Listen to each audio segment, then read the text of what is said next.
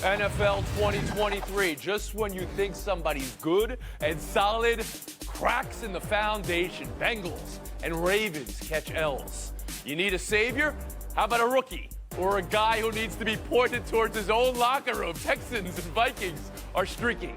And whether the Niners overstepped by trying to get McCaffrey a record touchdown, up 31 with 3 minutes left. Let's go around the horn.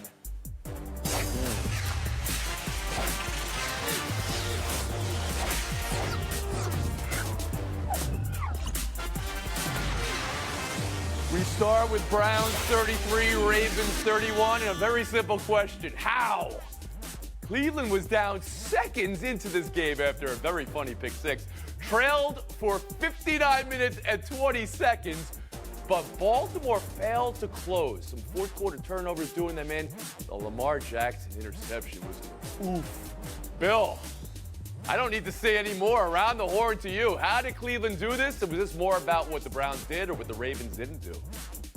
The Ravens did it to themselves, Tony. Last week I came on here and bragged about the Ravens being the scariest team in football. But I also said they were scary to themselves as well. And this was the perfect example of that happening. Lamar Jackson missed Zay Flowers for a touchdown. Keaton Mitchell had a touchdown hit him in the hands. The Ravens were the third worst defense in week 10 when it came to tackling and yards after first contact. They couldn't stop the Browns on the ground. Even Justin Tucker, the one thing we can rely on in tough times, Justin Tucker had a 51-yard field goal blocked because the protection didn't hold up, caused a 6-point swing at the end of the first half.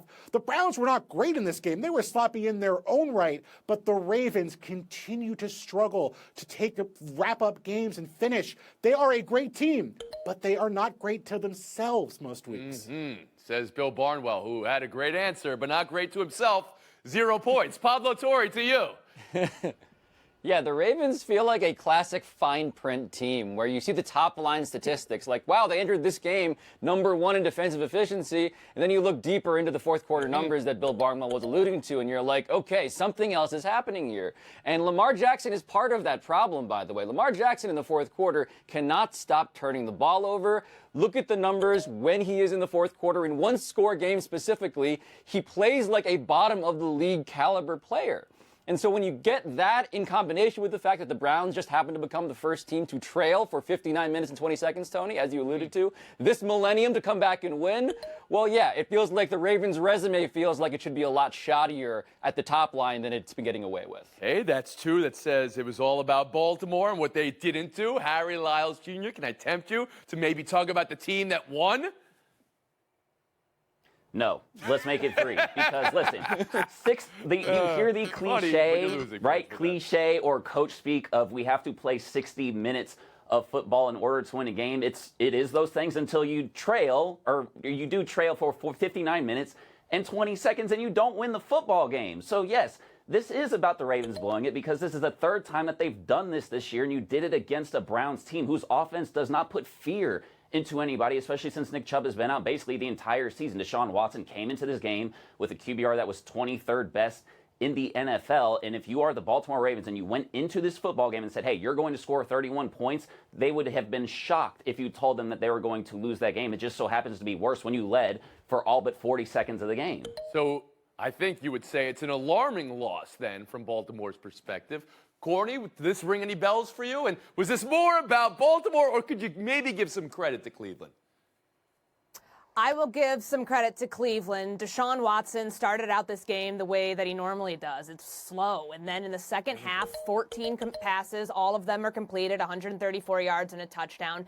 This is why the Browns paid all that money and all those draft picks to get Deshaun Watson. It's the one game from him that you can say, okay, like undeniably he was really good. And it's not an unforgettable game that we've had so many from Deshaun Watson. But these fourth quarter blunders for the Ravens, my goodness, in 3 games this year, Colts, Pittsburgh, and now the Cleveland Browns, they've had the same issues continue to pop up. Where was that vaunted defense trying to get one stop on that last drive that got the Browns into field goal range? And when it comes to Lamar Jackson, he is playing at an MVP level right now. But fourth quarter of one-score games, to Pablo's point, a 31 total QBR in those situations. Okay. and he's only throwing for first downs on 19% in the fourth quarter. This is all about failure for Baltimore to close. I get it. But the Cleveland Browns called it a statement win, and I couldn't even get a statement from any one of you on this team that is currently a half game out of first and locked into a playoff position. We'll move on. Texans 30, Bengals 27. Another huge win for C.J. Stroud. And this one has playoff and, yes, MVP talk coming out of it. Shaky turnovers for Stroud and Burrow late. And then Tyler Boyd's drop. Oof. So another final minute opportunity for Stroud, and he's got a clutch gene. He gets it done. Texans have won 5 of 7. Courtney, around the horn to you. Bigger win for Texans or loss for Bengals? Speaking of Deshaun Watson, before C.J. Stroud got to Houston, you know what the record was over the last 3 seasons? 11-38-1. And now they're 5-4 and very squarely, Tony, in the AFC hunt. And that's because of what you have in the rookie quarterback, who was without his number 1 receiver, Nico Collins, was without Dameon Pierce, and he still found ways to get this done. It wasn't a perfect performance by any stretch, but he still went on the road, threw for 356 yards, overcame 2 early fumbles, and then the pick that led to a Bengals touchdown. He's becoming the quarterback that if you give him too much time at the end of games, watch out. Back-to-back weeks, game-winning drives for C.J. Stroud, and I think the MVP talk, as of right now, is fair. Harry Lyles Jr., do you think MVP talk is fair? Great move there, Courtney, avoiding the C word there with the banned word. I love that. A+. Yeah. But look, if we are talking about C.J. Stroud possibly being an MVP candidate, then this can't be about a Bengals loss. This is about what he and the Texans have done. And also, I just want to throw it out there, like, kudos to DeMeco Ryans, right? The coaching job that he's done with this Texans team. I really don't think anybody saw this coming. But the thing that stands out to me about this with C.J. Stroud is we're seeing a different flavor from him in this game than we did 2 weeks ago when he threw for 5 touchdown passes and had a higher completion percentage. You had a lower completion percentage. He had one of his 2 interceptions on the year in this game, but he came up in a moment when it mattered most. And it's not like this happened against just some other team in the NFL. This happened against a good Bengals team on the road against Joe Burrow. And so for you as a rookie, despite not having one of your better games, to go out there, have the composure and the poise to go out and complete a football game like that, to me, yes. Like, not only is C.J. Stroud one of the 10 best quarterbacks in the NFL, you have to put him in the MVP conversation because this Texans team does not have that record without that young man at quarterback. Pablo Torre, yesterday more about the Texans or the Bengals to you? I'm going to go with the Texans because I do believe that the MVP conversation is a storytelling premise. And so, is it true that Tyler Boyd happened to drop a game-winning touchdown pass from Joe Burrow in the end zone that might have rendered this entire conversation moot? Absolutely. But it is also true, Tony, that C.J. Stroud is leading the NFL in yards, passing yards per game, and also that he's, I believe, the first rookie quarterback in the last 40 years to lead a come-from-behind drive in the last 2 minutes of a game to win. And so here we have a guy who seems to be, at the very end of games, getting a spotlight and not being melted by it, but becoming stronger because of it. And that feels like a great story. Bill Barnwell, was this about the Texans or the Bengals for you? To quote Tim Kalishaw, I know how this show works. I'm going to go with the Bengals side of the equation here.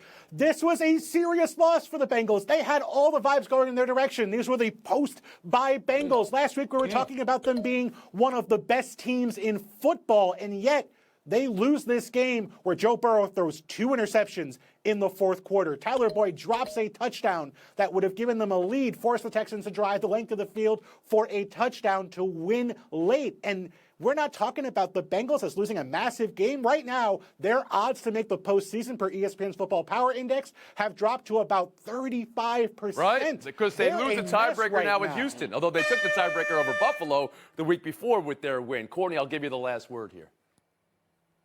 I'll just say this about the MVP. C.J. Stroud has an uphill battle because you have Patrick Mahomes, Lamar Jackson, Jalen Hurts playing at the level where they're playing, and because rookies don't typically win this, and also players on playoff teams don't, and who knows what the Houston Texans end up becoming. But it is remarkable that he's doing this at this stage and probably making some teams wish, i.e. the Carolina Panthers, that they would have picked him. You said rookies don't win MVP.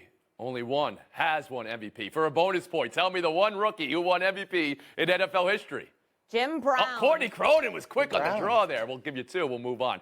Last topic here, what the Niners did to the Jaguars. It was a complete annihilation, 34-3 was the final. But what the Niners tried to do, up 31, give Christian McCaffrey every shot to set the consecutive game touchdown record. He had one in 17 straight games. He needed 18 to have the record by himself. They ran on third down. They passed on fourth down. Up 31 with 3 minutes to go. Still didn't get it. Harry, how did that land with you? Just fair game. I mean, if you're the 49ers, you went into the bye week having lost 3 in a row. You come out, you make Trevor Lawrence look terrible with your new toy and Chase Young and Nick Bosa. And honestly, everybody in the stadium knew where the football was going, and they ended up stopping it. So, I mean, look, I understand where it's at. I thought it was a good thing for the 49ers. And again, you know, if you're in the grocery checkout line and you forget you need toothpaste, go and get it. And if it's not on the shelf, I guess it's too bad. And it obviously wasn't there on the shelf for them. Pablo Torre. I like when the 49ers are back to being just confident and good enough to complete side quests mid-game. Like, what? Somewhere Lenny Moore, Tony, whose record this is, must be thankful, of course, that the Jaguars did have this one moment of respectability in this game. Because otherwise, the 49ers, which had lost a bunch of games in a row that we would be shocked to have been told that they would lose prior to them happening, suddenly seem like they're back in control. Bill Barnwell, did it raise an eyebrow for you that Harris McCaffrey on 3rd and 4th down in a 31-point game with most of the starters out? Raised several eyebrows. I think I have about 2. Raised them both for me. Very short-sighted move for the 49ers. Okay. A running back who has a significant injury history, who missed most of 2 seasons of football because he got hurt. And there's been a major drop-off without him on the field. Brock Purdy's QBR, 75 with him, about Josh Allen level this year. 52 without him. That's Derek Carr. If you can turn your quarterback from Josh Allen into Derek Carr for the rest of the year to get a guy who's going to score 1 million touchdowns, 1 extra touchdown for a meaningless streak, I don't think that is a good move, even if it had worked out. Christian McCaffrey's right. Everybody did score but him. He's wrong when he said, I must suck. He averaged 5.9 yards per carry. He was fine. I have no issue with this because it was so in your face at the end of the game that everybody knew what they were doing. To me, the bigger story here is what happened defensively for the 49ers, being able to show people that the addition of Chase Young was a big one. And this team and all of its issues pressuring the quarterback, they got to Trevor Lawrence a lot. That's our horn. Take a break right here. Coming up, college and America's team. Ooh. I want to thank Coach Harbaugh. Love you, man. Love you, out of you, man. We'll be back. Fire Cell next. Love you guys. These guys right here. These guys right here, man. These guys did it. This is a family show. Coach Harbaugh. Called Michigan America's team today because of the way they face adversity. Texas A&M firing Jimbo Fisher and now volunteering to pay the biggest buyout ever, $76 million. Harry, where do you want to start? Oh, Tony, there are so many shiny things to get distracted by. Is it the big buyout? Is it Michigan edging Penn State?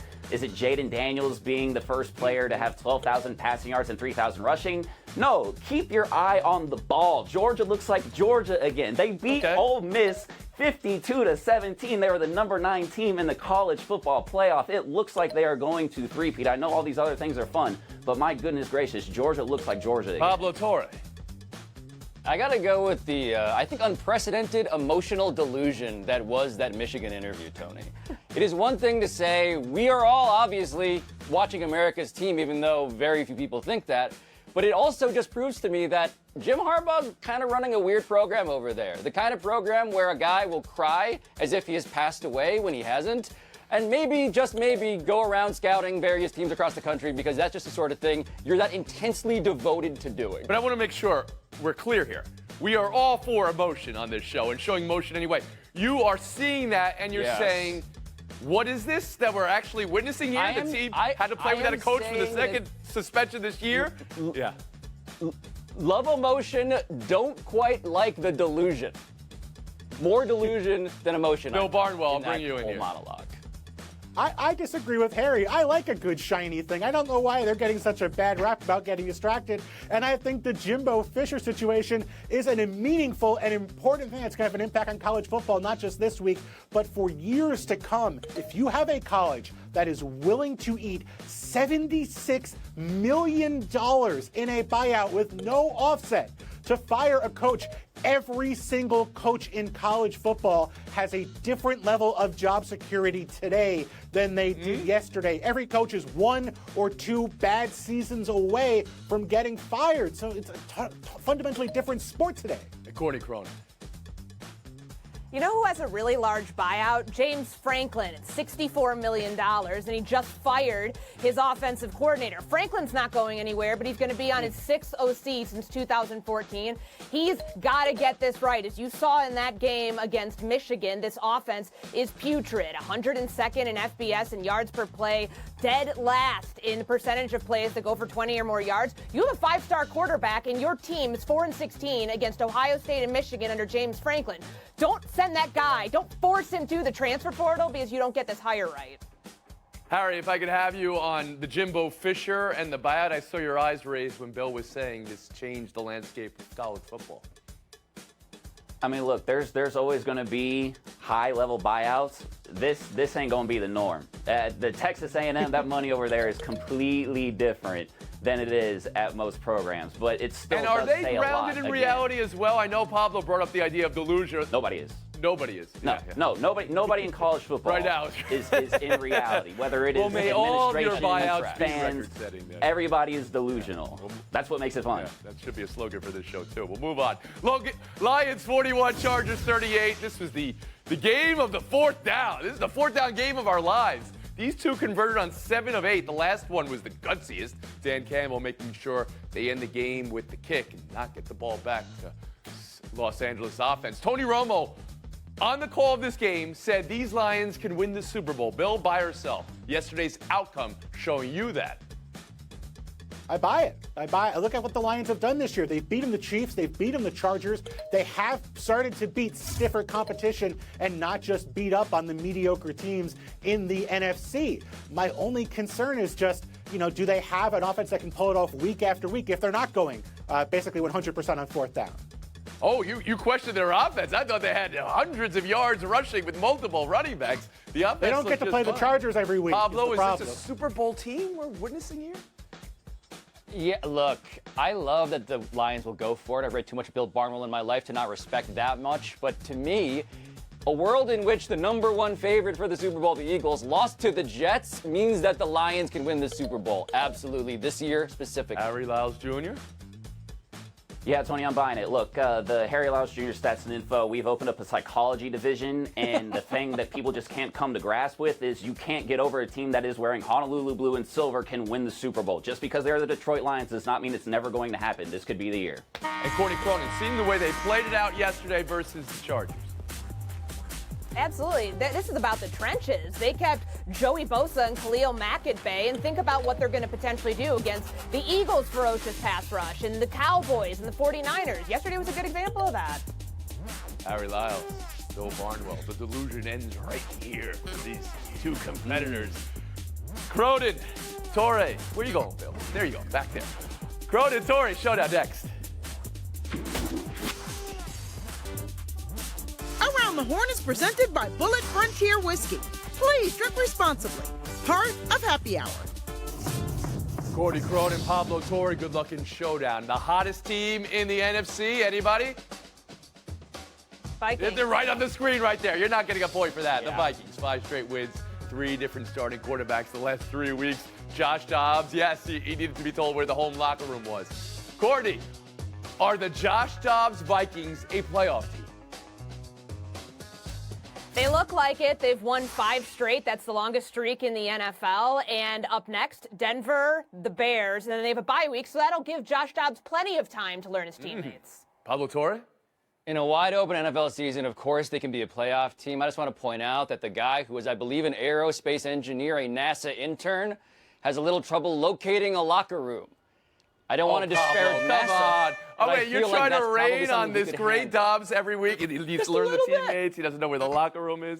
A little bit. He's an aerospace engineer, Tony. Showdown 2. Some 600-yard games we need to talk about from the weekend. Jaden Daniels had 606 yards of total offense, which puts him in the Heisman mix, right? And the Cowboys, they had 640 yards of total offense against the Giants, 400 passing and 4 touchdowns for Prescott. Who's 600 better, Pablo? It has to be the Cowboys. And I feel for Tommy DeVito, Tony. Everybody's making fun of him because he lived with his mom. Nobody's making fun of him for that. They're praising that. How dare you? It's a terror. It's a terror, Tommy. Move out. She's going to ask you about this law. Courtney Cronin. Dak Prescott didn't run for 234 yards like Jaden Daniels did. That's it. That's it for me right there. And that's it for our game today. Courtney Cronin, take the FaceTime. All right, since we're talking about Heisman hopefuls, you have to put Marvin Harrison Jr. in that mix. What he has done at Ohio State in his last 5 games, 100-plus receiving yards. He scored the first 3 touchdowns the other day against Michigan State. He's on pace to do something that no other receiver in this school that just produces a ton of them does. Back-to-back 1,000-yard receiving seasons. I want to see him in New York in December. Nick Penix Jr., Daniels, Harrison, that sounds pretty solid right there. We'll see you tomorrow.